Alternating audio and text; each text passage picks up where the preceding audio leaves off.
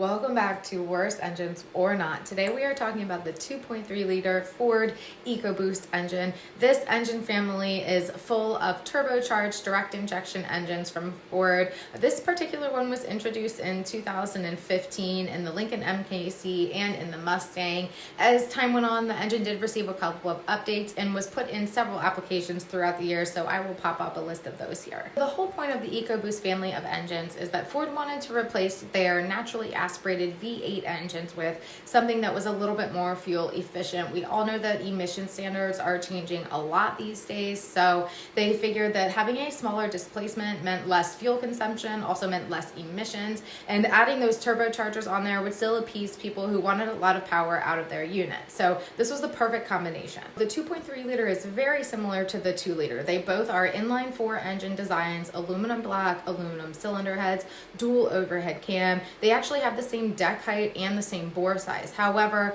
the 2.3 liter engine has a forged steel crankshaft and it also has a larger stroke.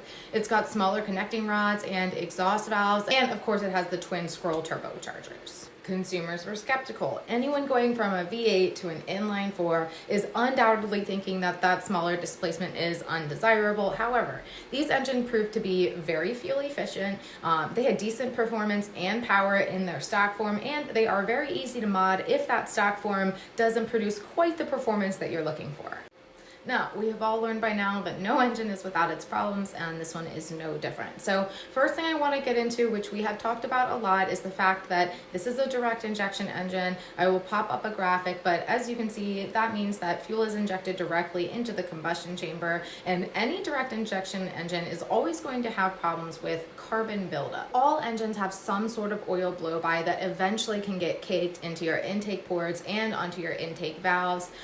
Direct injection engines do not have any fuel that is passing through the intake valve, so there's no natural cleaning process happening. So all of that oil blow-by and carbon buildup is going to get caked on there and can eventually cause problems. Usually you're going to see problems like this around 100,000 miles, and a good solution to this is walnut blasting. This type of thing can get a little bit expensive. Second thing I want to talk about is something that's isolated seemingly to the early 2016 Focus RS engines.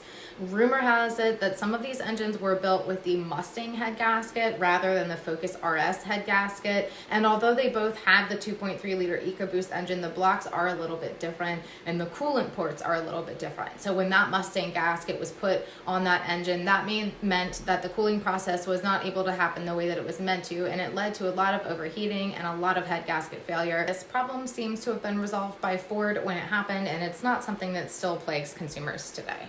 Third thing I want to talk about is overheating. This is something that recalls were issued for early on, but underbody temperatures were so high that it was thought that it might cause damage to other parts of the vehicle. Exhaust temperatures were so high that it was thought that it would eventually cause issues with the brake cable lines, the fuel vapor line with your fuel tank. So the fix for this is just to install a heat shield and you should be good to go. Aside from that, we all know that turboed engines do run a little bit hot. So when hot air leaves your turbo compressor, the intercooler is meant to cool that air down. And now on any stock vehicle that has the 2.3 liter, the stock intercooler should work fine. However, we have to remember that the Mustang and the Focus RS are meant to be performance units, and there are a lot of modded 2.3 liter EcoBoost out there. So if that is the case with your engine, you are definitely going to want to upgrade your intercooler. And last but not least, we do hear complaints about oil consumption. We hear that this engine is rather thirsty. So if you are someone who doesn't keep up with your regular maintenance, this can turn into a massive problem. This is definitely something that you want to pay attention to.